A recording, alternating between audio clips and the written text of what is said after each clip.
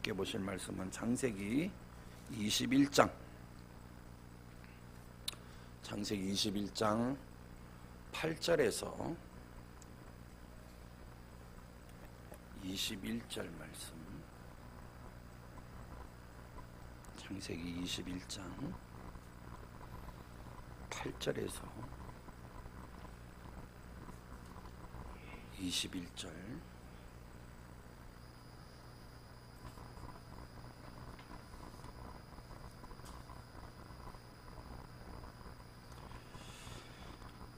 찾으신 줄 알고 같이 한 목소리로 합독합니다. 아이가 자라매 젖을 떼고 이삭이 젖을 떼는 날에 아브라함이 큰 잔치를 베풀었더라. 사라가 본즉 아브라함의 아들 애굽 여인 하갈의 아들이 이삭을 놀리는지라. 그가 아브라함에게 이르되 이 여종과 그 아들을 내쫓으라. 이 종의 아들은 내 아들 이삭과 함께 기업을 얻지 못하리라 하므로 아브라함이 그의 아들로 말미암아 그 일이 매우 근심이 되었더니 하나님이 아브라함에게 이르시되 내 아이나 내 여종으로 말미암아 근심하지 말고 사라가 내게 이른 말을 다 들으라. 이삭에게서 나는 자라야 내 씨 부를 것임이니라. 그러나 여종의 아들도 내 씨니 내가 그로 한 민족을 이루게 하리라 하신지라.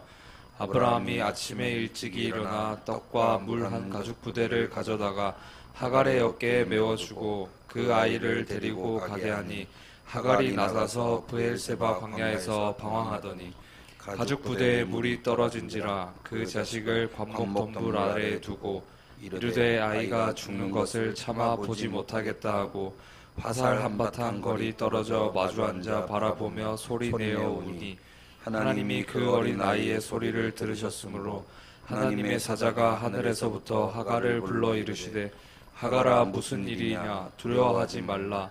하나님이 저기 있는 아이의 소리를 들으셨나니 일어나 아이를 일으켜 내 손으로 붙들라. 그가 큰 민족을 이루게 하리라 하시니라. 하나님이 하갈의 눈을 밝히셨으므로 샘물을 보고 가서 가죽 부대에 물을 채워다가 그 아이에게 마시게 하였더라. 하나님이 그 아이와 함께 계심에 그가 장성하여 광야에서 거주하며 활 쏘는 자가 되었더니 그가 바란 광야에 거주할 때 그의 어머니가 그를 위하여 애굽 땅에서 아내를 얻어 주었더라. 아멘. 요즘 예능 방송 중에 미우새라는 프로그램이 있죠. 미운 우리 새끼, 미우새. 여기에 고정으로 출연하는 얼굴이 시커먼 가수가 한 명 있습니다. 누구냐면 김건모예요. 김건모. 좀 4차원의 세계를 가진 가수가 아닌가 싶은데, 이 김건모라는 가수가 노래를 불러서 대히트를 쳤던 노래 중에 잘못된 만남이라는 노래가 있습니다. 이 잘못된 만남이라는 노래의 내용이 대충 뭐인가 하니 뭐 이런 노래예요. 친구 하나 잘못 만나서 우정과 사랑을 모두 잃어버리게 되었다는 뭐 이런 내용입니다. 오늘 우리가 읽은 본문이 바로 김건모가 부른 잘못된 만남이 나오는 그런 본문이에요. 아브라함의 아내 사라, 하나님의 약속을 받은 지 10년이 지나도 하나님의 약속이 실현될 기미가 보이지 않자 아브라함을 들들 볶기 시작합니다. 바가지를 아마 긁은 것 같아요. 그래서 결혼을 하면 남자는 점점 목소리가 작아지고 여자는 목소리가 점점 커지죠. 아마 아브라함의 가정도 그랬던 것 같아요. 그래서 아브라함이 사레의 말을 듣게 되어집니다. 후처를 드리게 되는데 그 후처 이름이 하갈이죠. 이 하갈과의 잘못된 만남으로 인해서 낳은 아들이 누구냐? 이스마엘입니다. 이스마엘. 그런데 이 이스마엘로 인해 지금 아브라함이 깊은 한숨을 내쉬고 있는 겁니다. 깊은 근심에 빠지게 된 것이죠. 깊은 근심의 내용이 무엇이냐 하니 9절에 보니까 이런 일이 일어나게 된 거예요. 하갈의 아들 이스마엘이 태어나졌을 땐지 얼마 되지 않은 연약한 이삭을 계속 괴롭히고 있는 장면이 누구에게 발각이 되었느냐? 바로 사라에게 발각이 된 겁니다. 사라가 어떤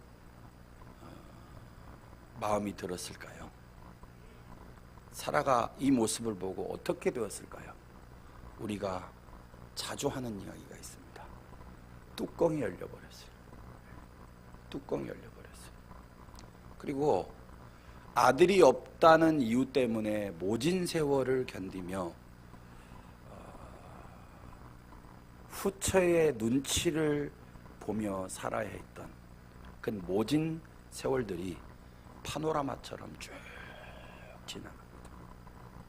그러면서 이제 당당하게 이제 아들을 낳고 아들을 가지고 있기에 당당하게 아브라함에게 달려가서 이렇게 요구를 합니다.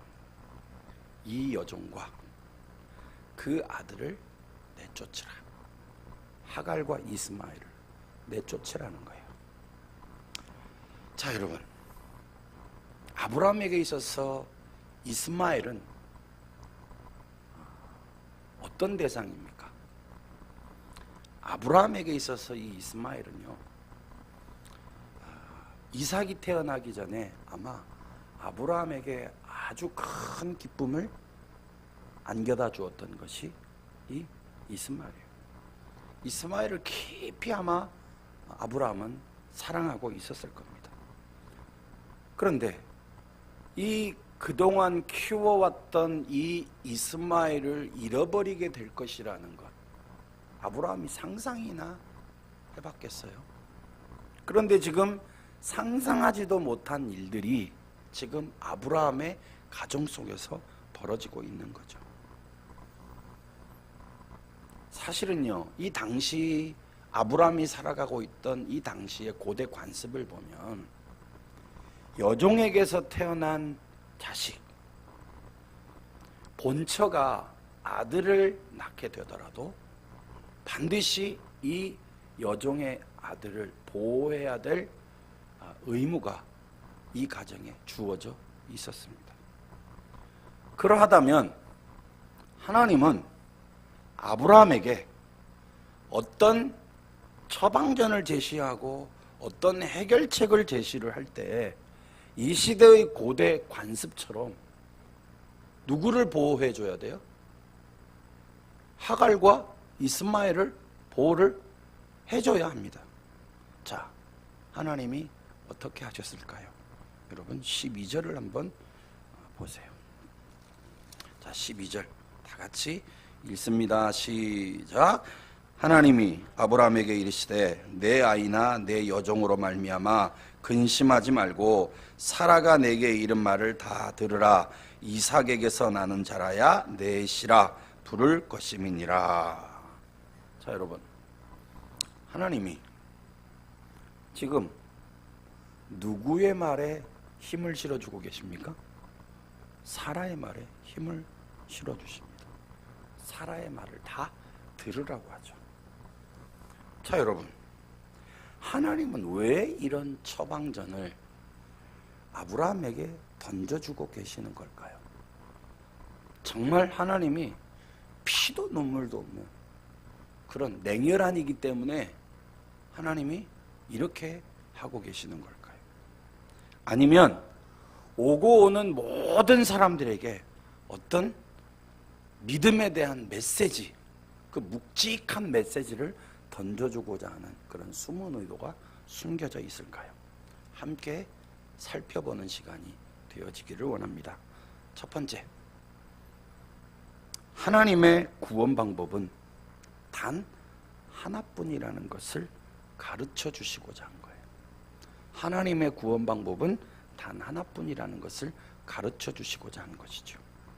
자, 아브라함은 아들을 갖기 위해 사람의 힘과 재주를 빌려서 이스마엘을 얻습니다. 하지만 분명한 것은 하나님의 계획 아래서 얻은 아들은 아니라는 거예요. 그러니까 이스마엘은 하나님의 약속 성취는 절대 아닌 것입니다. 또한 믿음의 삶과는 그 결을 달리 한다고 보아도 무방합니다. 반면에 이삭은요, 하나님이 주시겠다고 한 상속자요, 약속의 자녀입니다.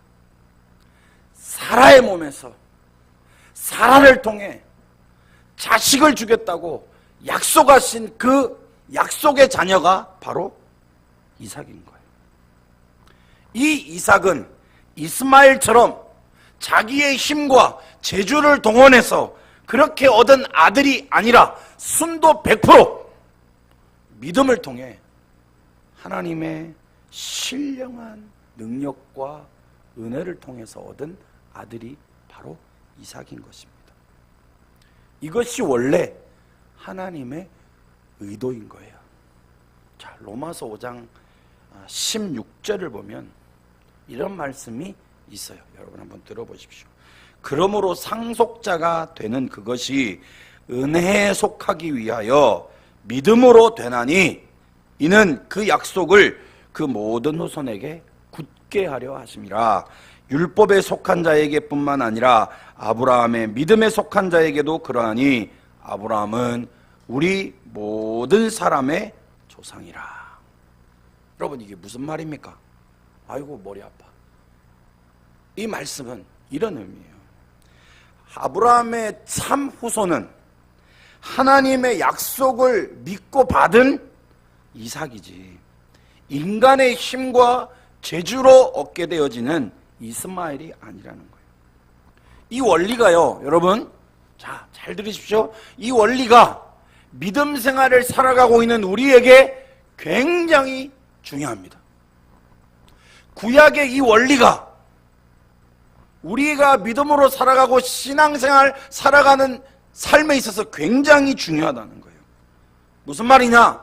아브라함이 하나님의 약속을 믿고 믿음으로 이삭을 기다렸듯이 그 믿음으로 이삭이라는 약속을 선물로 받았듯이 우리들도 하나님의 아들, 하나님이 주시겠다고 약속하신 그 예수 그리스도를 믿음을 통해 받아야 한다는 것입니다.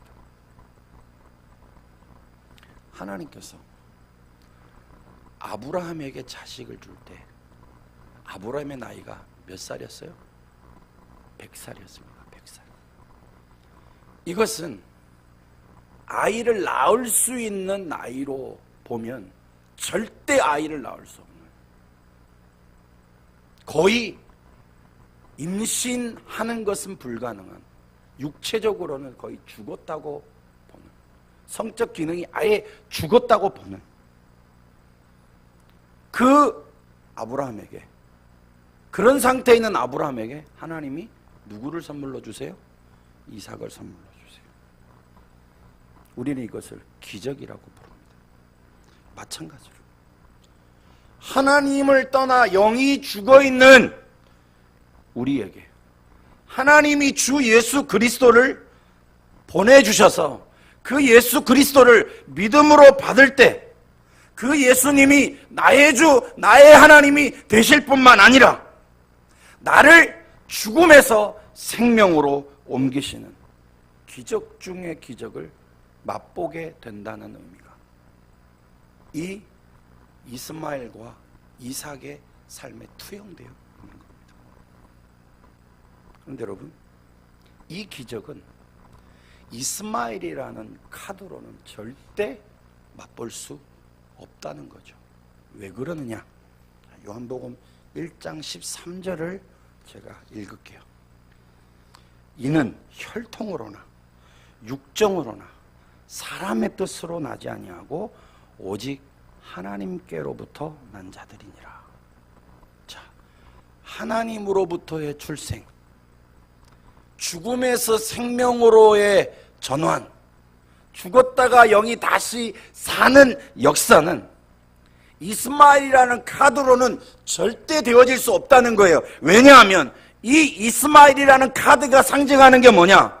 하나님 없이 자기 힘으로, 종교로, 선행으로, 철학으로 하나님께 도달하려고 하는 시도이기 때문입니다. 하나님이 주시는 그 생명을 얻는 방법은 단 하나뿐이라는 거예요. 그게 뭐냐? 요한복음 1장 12절. 우리가 지금 계속 이 말씀을 접합니다. 영접하는 자, 곧 그 이름을 믿는 자들에게는 하나님의 자녀가 되는 권세를 주셨습니다.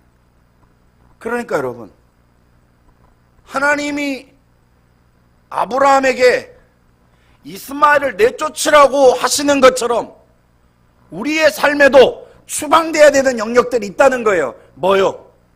우리의 마음속에, 우리의 영혼 속에 도사리고 있는 이 이스마엘이라는 카드가 추방당해야 오직 하나만을 붙들게 되어지는 것입니다. 믿음은 선택입니다. 하나님이 우리에게 선택할 수 있는 은총을 주셨어요.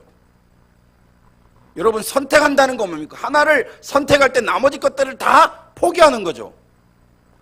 우리가 새로운 삶을 살고 하나님으로부터 나며 우리의 삶이 허망한 것으로부터 의미 있는 삶, 목적 있는 삶으로 바뀌어지기 위해서는 우리가 여태까지 붙잡고 살았던 이스마엘이라는 카드를 내쫓아 버려야 하는 것입니다. 하나님의 구원의 방법이 아니기 때문입니다. 아브라함에게 있어서 약속의 씨는 오직 이삭이었듯이 하나님이 저와 여러분에게 주신 구원의 약속의 방법은 단 하나. 자, 같이 한번 해볼까요? 단 하나. 그 단 하나가 뭡니까? 예수 그리스도입니다. 그래서 예수님이 요한복음 14장 6절에서 이렇게 얘기합니다. 내가 곧 길이요 진리요 생명이니. 단 하나밖에 없는 길이에요. 여러 갈래로 가가지고 목적지에 오르는 그런 길이 아니라 하나님으로부터 가는 길, 하나님께 도달하는 길, 하나님을 대면하는 길, 하나님으로부터 새롭게 나는 그 길은 하나밖에 없다는 거예요. 그 길이 뭡니까? 예수 그리스도라는 거죠.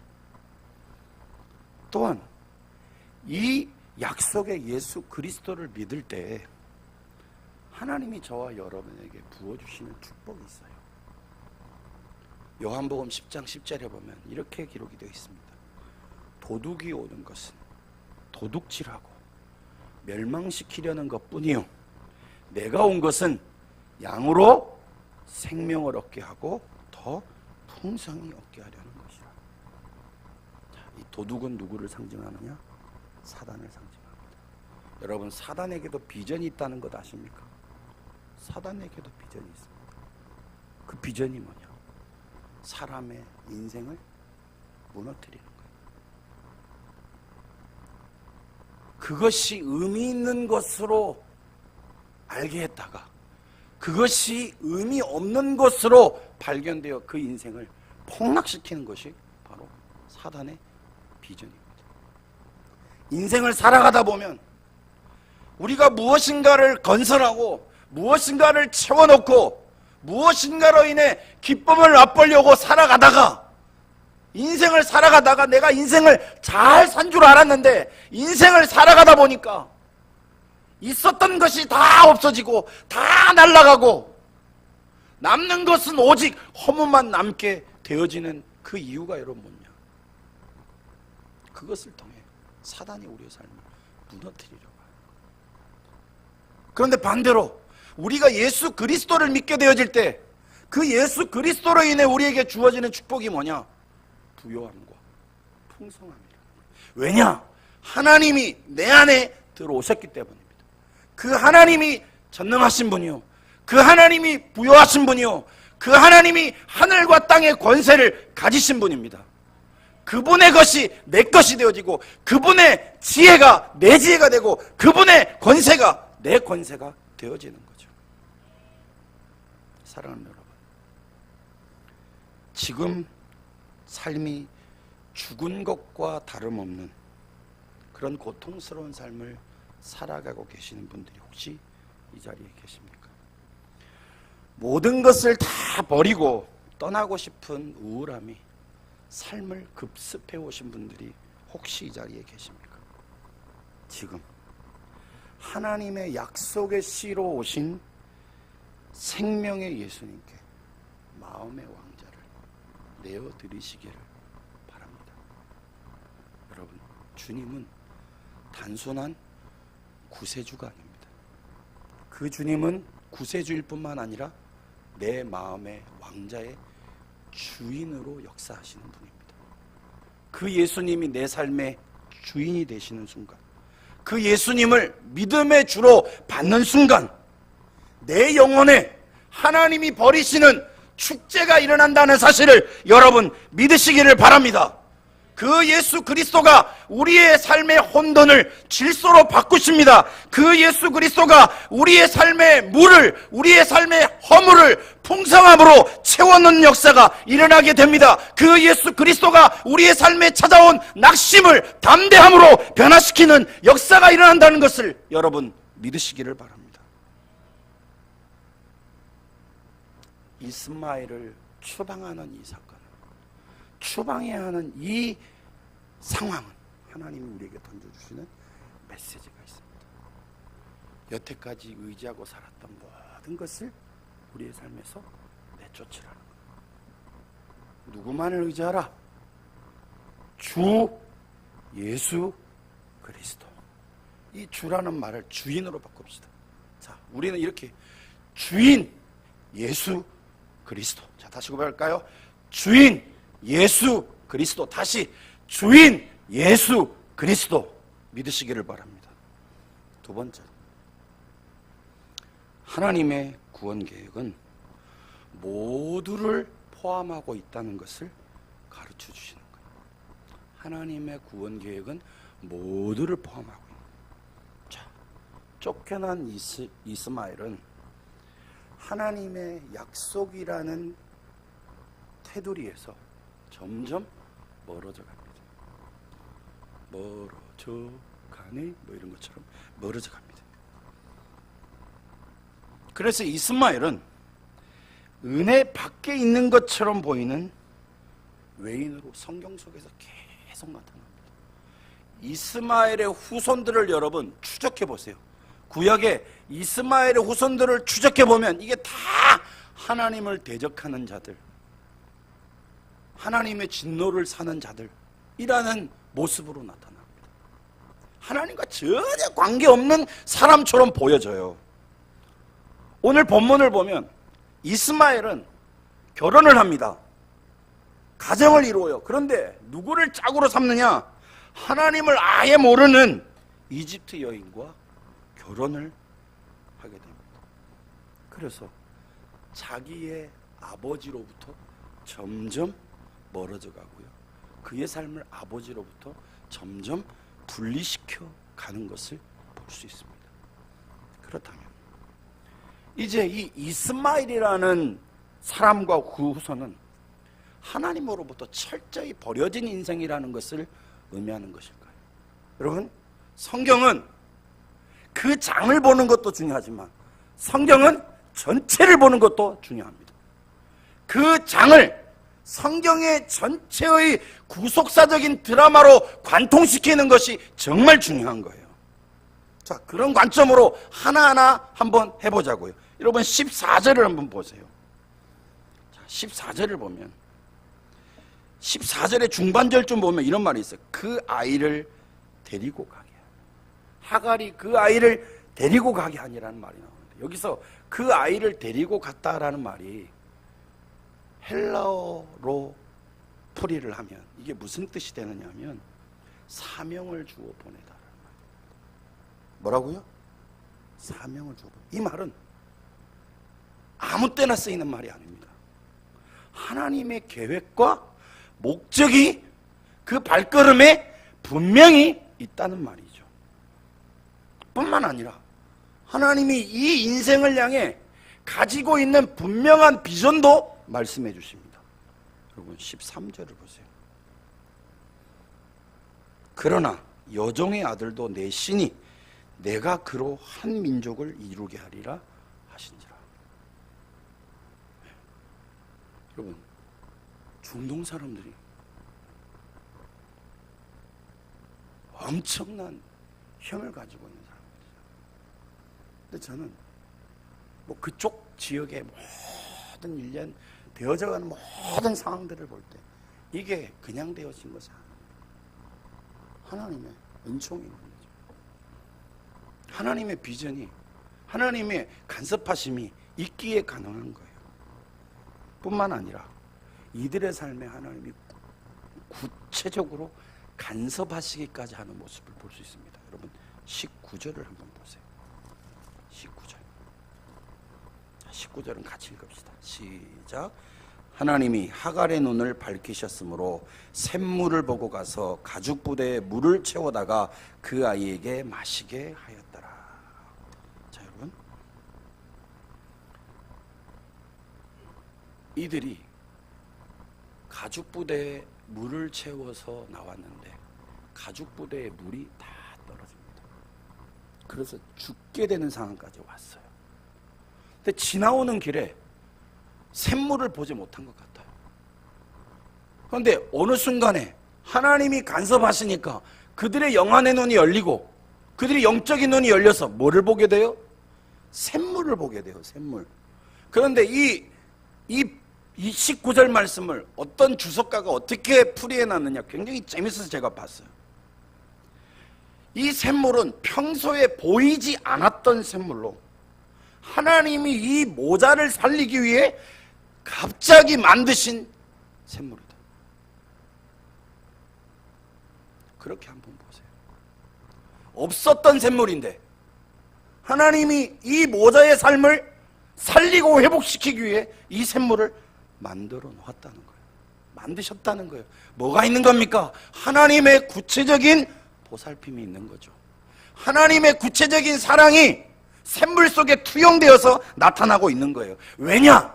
여러분 요한계시록 7장 9절에 보면 마지막 때에 하나님이 베푸시는 구속의 대향연, 구원받은 자들이 다 주님 앞에 서서 찬양하고 예배하는 그 영광스러운 그 현장에 이들이 있어야 하기 때문에, 이들을 참여시키기 위한 하나님의 계획이 있기 때문에 하나님이 이들을 보살피는 거예요. 사랑하는 여러분, 이제 그렇다면 이 질문이 반드시 던져져야 됩니다. 이 이스마엘이 지금 예배를 드리고 있는 나와 무슨 관계가 있느냐? 이거 알면 도전이 되어지고 우리의 삶에 적용을 던질 수 있겠죠. 자, 여러분, 에베소서 2장 12절. 에베소 교회 성도들 향해, 이방인에게, 외인들에게, 하나님과 관계없었던 유대인이 아니라 이방인이었던 이 사람들에게 하나님이 던지는 메시지를 들어보십시오. 그때 너희는 그리스도 밖에 있었고 이스라엘 나라 밖의 사람이라 약속의 언약들에 대해서는 외인이요 세상에서 소망이 없고 하나님도 없는 자이다. 자, 여러분, 이 이스마엘이 누구냐? 바로 우리들이었다는 거예요. 이스마엘과 같은 우리들이 하나님의 사랑과 자비와 간섭을 통해 구원을 받게 된 것입니다. 구원받은 우리들을 주께서 잊지 아니하시고 절망 중에 있을 때, 낙심 중에 있을 때, 고통 중에 있을 때 하나님께서 샘물을 여셔서 샘물을 만드셔서 마시게 하시고 회복시키시고 치유시키신다는 은혜도 약속도 이 말씀에 보장이 되어져 있는 겁니다. 이런 사랑의 수혜자가 된 저와 여러분이 여기서 그치는 것이 아니라 반드시 기억해야 될 또 하나의 원리가 있습니다. 그것은 우리가 만났던 그 주님을 만나지 못하고 광야길을 방황하고 있는 또 다른 하갈과 이스마엘이 있다는 거예요. 하나님을 떠나 살다가 막다른 골목에서 어찌할 바를 알지 못하고 두루 방황하고 있는 수많은 자들이 우리의 삶에 널려 있다는 거예요. 그러면 그들을 향해 이제 무엇을 해야 됩니까? 주님이 그들의 삶에 간섭하신 것처럼 주님은 지금도 간섭하시기를 원하십니다. 누구를 통해서요? 주의 교회 백성들을 통해서, 나를 통해서요. 이제 그들의 감기워진 영안의 눈을 열어주어야만 합니다. 무엇으로 그들의 감기워진 눈을 뜰 수 있게 해줄 수 있습니까? 바로 복음입니다. 예수 그리스도를 만날 때, 예수 그리스도라는 길을 만날 때 하나님을 대면하게 되고 하나님과 연결되어지고 하나님으로부터 오는 생명을 누리게 되어지고 다시 사는 역사가 일어나게 되고 응답의 역사가 일어나게 되고 하나님과 동행하는 역사가 일어나게 되는 것이죠. 뿐만 아니라 영안의 눈이 열려서 이제 그들의 발걸음으로 하나님이 열어놓으신 생명의 샘물로 나아갈 수 있는 그런 은혜의 길이 활짝 열리게 되는 것입니다. 이 말씀 안에서 또 하나의 적용을 던진다면 여러분, 우리가 왜 선교해야만 합니까? 선교지에 널려있는, 선교지에 흩어져 있는 그 모든 사람들은 어떤 사람이라고 보아야만 합니까? 구속의 대향연에 참여해야 될, 구원받아야 할 하나님의 예비된 백성들이 그곳에 있다는 것을 우리는 믿어야만 합니다. 그렇기 때문에 보내는 선교사가 되어야 돼요. 그렇기 때문에 가는 선교사가 되어야 하는 것입니다. 하나님이 이것에 최고의 관심이 있다는 사실을 알 때 우리가 그들의 영안의 눈을 열어주고 우리가 그들에게 생명의 샘물을 선물로 던져줄 수 있는 그런 믿음의 삶을 저와 여러분이 살아가야 한다는 것입니다. 사랑하는 여러분, 오늘 하나님이 아브라함에게 처방전을 주셨습니다. 이스마엘을 내쫓으라는 처방전을 주시죠. 이것은 육신의 눈으로 보면 말도 안 되는 이야기예요. 그러나 이 사건은 하나님이 후세대, 믿음의 후세대들에게 대대로 무엇인가를 가르치려고 하는 깊은 의도가 있었다는 것을 믿으시기를 바랍니다. 그 의도가 뭡니까? 구원의 길은 단 하나라는 것. 구원받아야 될 자들은 모든 사람들이라는 사실을 우리가 알게 하기 위해 하나님께서 마련해 놓으신 구원의 테이블이라는 사실을 기억하면서 이번 한 주 오직 단 하나의 방법이신 그 예수 그리스도께 우리의 주인됨을 고백하며 살아가는 삶이 될 뿐만 아니라 우리가 만나는 사람, 우리가 접하는 사람, 우리 교회가 돕는 모든 선교지의 현장이 우리가 하나님 앞에 헌신함으로 그들이 구속의 대향연에 참여하게 되는 영광스러운 존재가 되어줄 수 있다는 사실을 기억하면서 그들을 삶으로 도와줄 뿐만 아니라 그들을 기도로 돕고 교회가 믿음으로 그들을 후원하고 돕는 놀라운 역사가 저와 여러분을 통해 일어나기를 간절히 주님의 이름으로 축복합니다. 자, 말씀을 기억하면서 같이 찬양합시다.